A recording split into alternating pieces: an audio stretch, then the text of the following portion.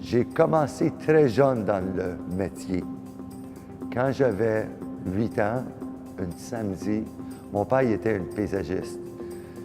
Il posait du gazon, il faisait du pavé. Et il m'a amené sur un job un samedi matin. Puis j'ai tombé en amour avec le métier. J'avais 8 ans dans ce temps-là. Puis qu'est-ce que j'ai fait cette journée-là? Je patchais le gazon. Il y avait des trous, je mettais du gazon. Et j'ai tellement aimé ma journée que j'ai dit à mon père, quand je finis l'école, je veux travailler avec toi cet été. Mon père m'a dit, pas de problème. Ah, j'ai fini l'école. J'avais dit à mon père de me réveiller, mais tous les matins, il ne me réveillait pas. Alors, je me dis, sais-tu quoi, je vais me réveiller moi-même.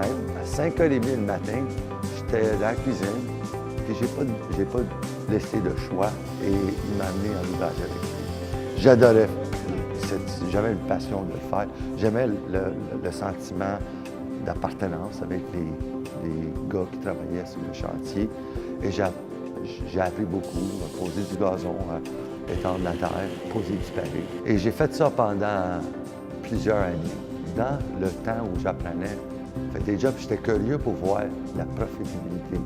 Puis combien mon père chargeait pour la pose du gazon ou le pavé et quel profit il faisait. Alors, je faisais des décomptes, j'écrivais ça, je posais des questions naturellement. Une journée, je fais des calculs, je dis, hey, papa, une bonne journée, tu as fait de l'argent aujourd'hui. Il dit, oui, mais il ne faut pas oublier, il ne faut pas incompter la journée d'aujourd'hui. On est resté à la maison les derniers 2 jours parce qu'il mouillait. Alors, il faut le calculer, ça. Les paiements sur les équipements, il faut qu'on les fasse pareil. J'ai appris jeune comment calculer. Alors, à tous les jours, j'avais une pad, puis je marquais les profits qu'on faisait. Et si on était à la maison, je mettais comme des dépenses, on était dans le rouge. Et le profit, ça s'établit pendant des semaines, des mois, puis un an. Et pas sur un job ou un jour. Quand j'avais 12 ans, mon père a acheté un tracteur. C'est une journée que j'oublierai jamais. Il a acheté un Massey Ferguson en avant, il y avait une banquette avec des fourches que tu pourrais attacher. Puis en arrière, il y avait un backhoe. Puis je te parle, j'avais 12 ans, ça fait 40 ans. Dans ce temps-là, il n'y avait pas de paysagistes qui avaient des tracteurs. Là, c'était innovateur. Et le tracteur, il arrive cette journée-là. Oh, il était fier, il était content. C'était tout un feeling. Alors là, on avait un problème. Personne ne savait conduire le tracteur. Alors, j'ai pris l'initiative. Je m'ai mis avec le tracteur tout seul pendant une couple d'heures. J'ai pratiqué et j'ai appris à opérer le tracteur. Alors, j'ai eu une promotion assez rapidement. J'ai devenu opérateur de tracteur. Avec le temps, la compagnie agrandissait. Mon père achetait plus d'équipements. Et parce qu'on faisait aussi de l'asphalte. Alors, on avait des problèmes parker nos équipements parce que il était quand même rendu avec plusieurs équipements. Alors, il s'est acheté un terrain avec un petit bâtisse. On a déménagé là avec des équipements. Puis j'ai dit à mon père, papa, tu poses beaucoup de dalles. Je vais commencer à faire des dalles. Alors, mon père a dit, écoute, prends les informations, fais tes devoirs, viens-moi avec une proposition, puis c'est ça d'allure. On va avancer. C'est ça que j'ai fait. Alors, j'ai acheté de l'équipement. Alors, j'ai appris à opérer les équipements. J'ai appris aussi à réparer les équipements. Il faudrait que j'apprenne à souder. Puis, comme tout bon soudeur, j'ai fait quelques nuits aveugles parce que j'avais eu une flash. Alors, j'ai appris avec les équipements. J'ai commencé à fabriquer des dalles. Aussi, en même temps, le pavé et les murets commençaient à prendre beaucoup d'ampleur sur le marché. Alors, j'ai décidé d'acheter des pavés puis des murets, d'être distributeur dans le fond. On distribuait des pavés puis des murs et on fabriquait nos propres dalles Whitecast. Alors, on a commencé à vendre des dalles, des pavés, mais les fournisseurs, il y avait des problèmes à nous fournir des matériaux.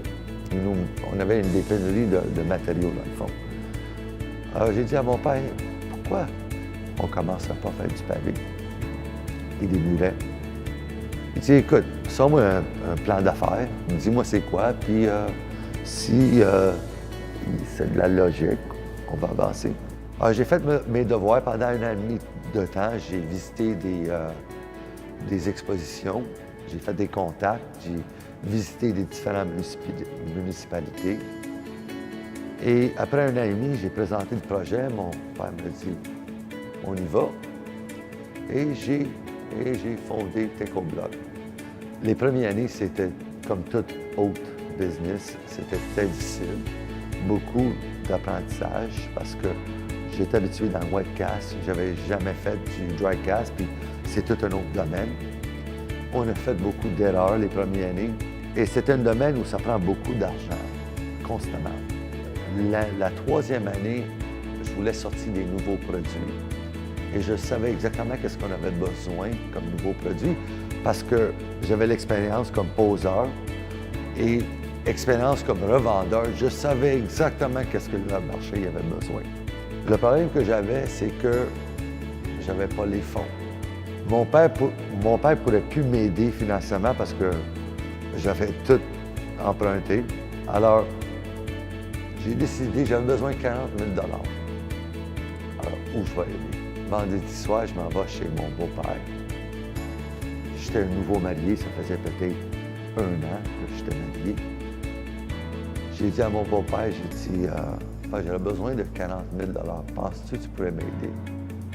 Lui, il était un vrai gentleman. Il m'a fait un chèque de 40 000. J'étais content. Lundi matin, je retourne au bureau.